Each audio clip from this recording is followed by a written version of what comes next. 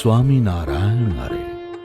સંવંત 1878ના ફાગણવદી 10મીને દિવસ શ્રીજી મહારાજ અર્ધરાત્રિને સમય જાગ્યા ને શ્રી ગઢડા મધ્યે દાદા ખાચરના દરબારમાં શ્રી વાસુદેવ નારાયણના મંદિરની આગળ દક્ષિણાદે મુખાર વિંદે ઢોલિયા ઉપર વિરાજમાન થયા હતા ને સર્વે શ્વેત વસ્ત્ર ધારણ કર્યા હતા ને તે સમયે સર્વે સાધુ તથા હરિભક્તને તેડાવ્યા. પછી પોતાના મુખારવિંદની આગળ તે સર્વેની સભા ભરાઈને બેઠી. ત્યારે શ્રીજી મહારાજ સાધુ પ્રત્યે બોલ્યા છે, એક વાર્તા કરીએ તે સાંભળો છે. જેમ બે સેના હોય ને તે પરસ્પર લડવાને તૈયાર થઈ હોય ને બેયના નિશાન સામસામા રોપ્યા હોય, પછી બેયના મનમાં એમ હોય છે આપણું નિશાન છે તે એના નિશાનને ઠેકાણે માંડીએ ને એનું નિશાન લઈ લઈએ, પણ એવો વિચાર નથી થતો જે એના નિશાન લગી જઈશું તેમાં તો કેટલાકના માથા પડશે ને લોહીની નદી ચાલશે. તેનો તો એને ભય નથી. કાં જે શૂરવીર હોય તેને મરવાની બીક હોય નહીં, અને જે કાયર છે તે તો ભાગ્યાના હજારો વિચાર કરે છે અને એમ પણ વિચાર કરે છે જે આપણી ફૌજ જીતશે તો કોઈકનું ધન હથિયાર હશે તે લૂંટી લઈશું, અને તે બેય રાજાના જે શૂરવીર છે તેને તો મરવાનો પણ ભય નથી ને લૂંટવાનો પણ લોભ નથી, પણ તેનું નિશાન લેવું ને પોતાની જીત કરવી એવો જ એક સંકલ્પ છે. એ તો દ્રષ્ટાંત છે. એનું સિદ્ધાંત તો એ છે જે નિશાનને ઠેકાણે તો ભગવાનનું ધામ છે, અને રાજાના શૂરવીરને ઠેકાણે તો ભગવાનના દ્રઢ ભક્ત છે. તેને તો આ સંસારને વિશે માન થાઓ અથવા અપમાન થાઓ, દેહને સુખ થાઓ અથવા દુઃખ થાઓ, શરીર રોગી રહો અથવા નિરોગી રહો, દેહ જીવો અથવા મરો, પણ એને કોઈ જાતનું હૈયામાં ઘાટ નથી. જે આપણે આટલું દુઃખ થશે કે આપણે આટલું સુખ થશે, એ બેમાંથી કોઈ જાતનો હૈયામાં ઘાટ નથી. એ ભક્તજનના હૈયામાં તો એ જ દ્રઢ નિશ્ચય છે જે આ દેહે કરીને ભગવાનના ધામમાં નિવાસ કરવો છે, પણ વચમાં ક્યાંય લોભાવું નથી. અને કાયરને ઠેકાણે જે દેહાભિમાની એવા ભગવાનના ભક્ત છે તેને તો પ્રભુ ભજ્યામાં હજાર જાતના ઘાટ થાય છે. જે જો કરડા વર્તમાન થશે તો નહીં નભાય, ને સુગમ વર્તમાન હશે તો નભાશે.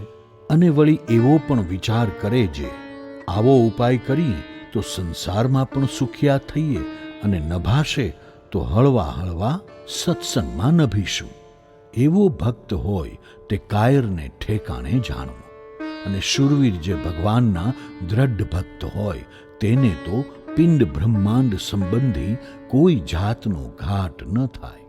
પછી શ્રીજી મહારાજે પોતાના વૃતાંતની વાર્તા કરવા માંડી છે. અમે અમદાવાદમાં શ્રી નરનારાયણ દેવની પ્રતિષ્ઠા કરવા ગયા હતા. ત્યારે હજારો માણસનો મેળો ભરાયો હતો. પછી જ્યારે શ્રી નરનારાયણ દેવની પ્રતિષ્ઠા થઈ રહી અને અમદાવાદના બ્રાહ્મણો 84 જમી રહ્યા, પછી અમે સાબદા થઈને ચાલી નીસર્યા. તે જેતલપુરમાં જઈને રાત રહ્યા. પછી ત્યાં જઈને એવો વિચાર કરવા માંડ્યો જે જેટલા માણસ દેખ્યા છે ને જેટલી પ્રવૃત્તિ દેખી છે તેને ટાળી નાખવી. પછી તેને વિચાર્યાને અર્થે હૈયામાં અતિશય દુઃખ થયું. તેણે કરીને શરીરે પણ માંદા થઈ ગયા.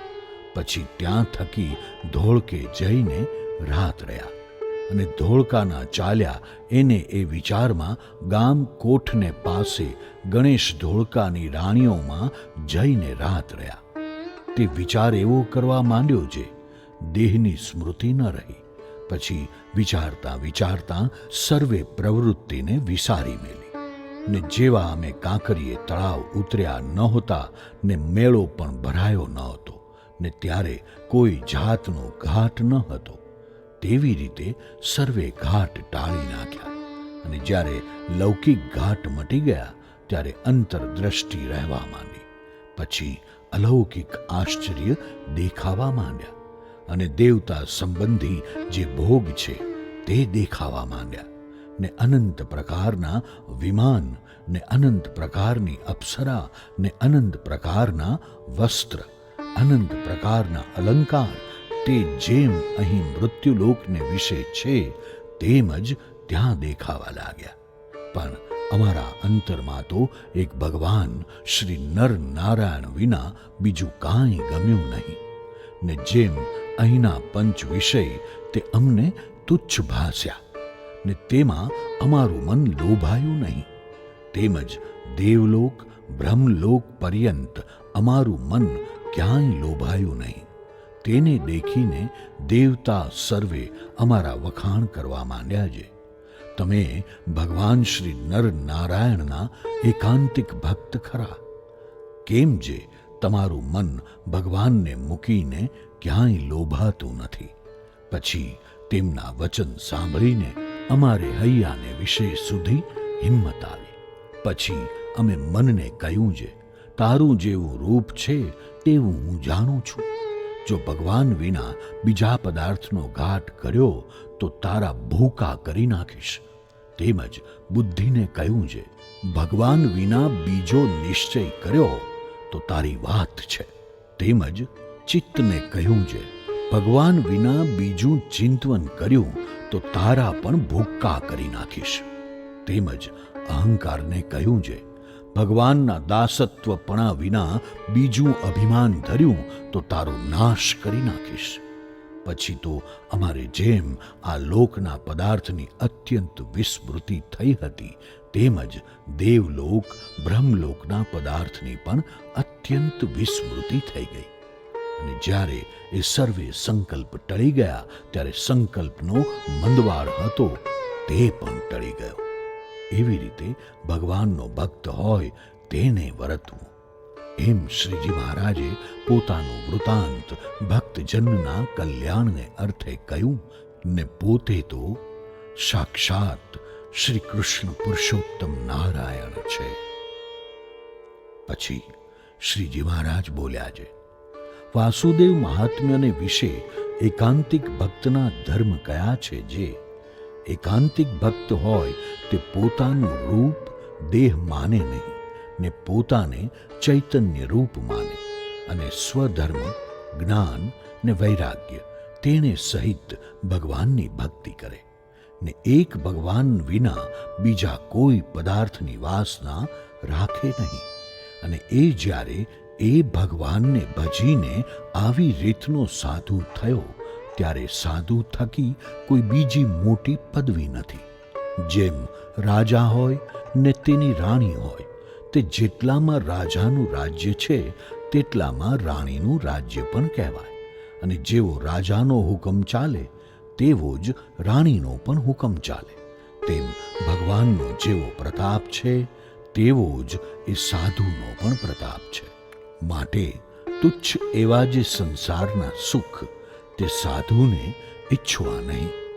કાં જે એ સાધુ જ્યારે ભગવાનના ધામને પામે છે ત્યારે અનંત કોટી બ્રહ્માંડના પતિ જે બ્રહ્માદિક ઈશ્વર તે ભગવાનને અર્થે જેમ અનંત પ્રકારની ભેટ સામગ્રીઓ લાવે છે તેમ સાધુને અર્થે પણ લાવે છે ને ભગવાનને પ્રતાપે કરીને એ સાધુ અલૌકિક ઐશ્વર્ય સામર્થ્યને પામે છે. એવો મોટો વિચાર હૈયામાં રાખીને એક ભગવાન વિના બીજું કાંઈ પણ મનમાં ઈચ્છવું નહીં. અને જેમ હાથમાં ચિંતામણી આવી ત્યારે તે ચિંતામણીને જતન કરીને રાખવી. કેમ જે જો હાથમાં ચિંતામણી છે તો જે પદાર્થને ઈચ્છે તે પદાર્થને આપશે. તેમ ભગવાનના ભક્તને મૂર્તિરૂપી ચિંતામણીને ઝાલી રાખવી, પણ તેને મૂકવી જ નહીં. તો એને સર્વે વાતની સિદ્ધિ થશે. ઇતિ વચનામૃતમ. એવી રીતે ગઢડા મધ્ય પ્રકરણમનું 22મું વચનામૃત થયું.